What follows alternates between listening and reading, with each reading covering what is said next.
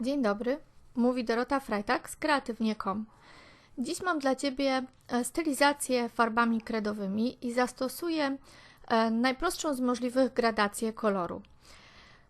Zaczynam od przemalowania skrzynki farbą kredową w kolorze 10, to jest odcień Black Pearl.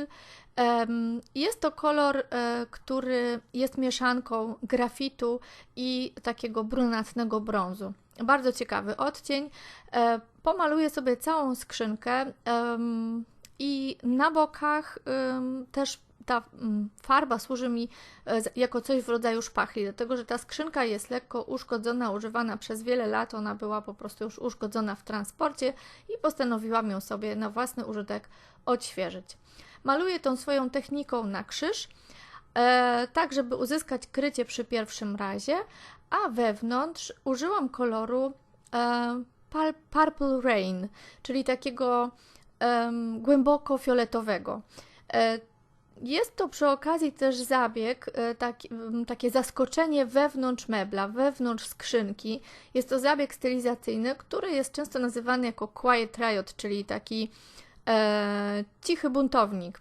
Stosuje się go m.in. w szufladach, także polecam. Gradacja koloru. Zaczynam od najjaśniejszego. Użyję farb mineralnych Flair i są to 3 odcienie fioletu.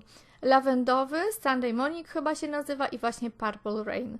To jest gradacja jakby tego samego odcienia, natomiast można ją oczywiście wykonać samemu, mając najciemniejszy i najjaśniejszy kolor poprzez ich lekkie zmieszanie.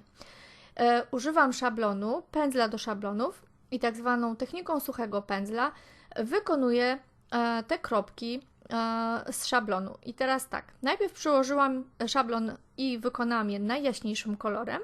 Teraz przechodzę do średniego odcienia i po prostu przykładam go obok.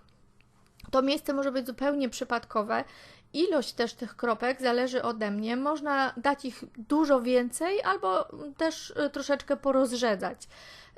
Także mam już 2 kolory i już teraz widać, że jest to efekt, który stwarza pewną przestrzeń, pewną przestrzenność. I na samym końcu wracam do koloru Purple Rain. Ja cały czas używam tego samego pędzla, nie czyszcząc go, dlatego te kolory się leciutko przemieszały. Po nałożeniu ciemnego koloru, na koniec jeszcze kropeczkę nad i, potrzebny jest mi złoty. Ten złoty całość rozświetli. To jest metaliczny kolor Lingotto z farb mineralnych i on jakby wydobywa wszystkie swoje zalety po bardzo, bardzo dokładnym wymieszaniu. Ja nie znam lepszego metalicznego koloru niż właśnie z farb Flair, także mogę tylko serdecznie polecić i tutaj właśnie te kropeczki, które są złote, ja je jakby używam tylko co któryś, nie cały szablon. I po nałożeniu wszystkich kolorów, które miałam do dyspozycji, po prostu wystarczy to wszystko zawoskować. Używam pędzla do woskowania, wcieram bardzo dokładnie wosk i ta warstwa potrzebuje około przynajmniej 2 godzin, żeby wosk zaczął się utwardzać. Po utwardzeniu najlepiej zostawić to na noc, po prostu to przecieram szmatką, żeby to wypolerować. Na dzisiaj to wszystko. Bardzo prosty, bardzo szybki projekt. Subskrybuj, lajkuj, zostaw koniecznie swój komentarz.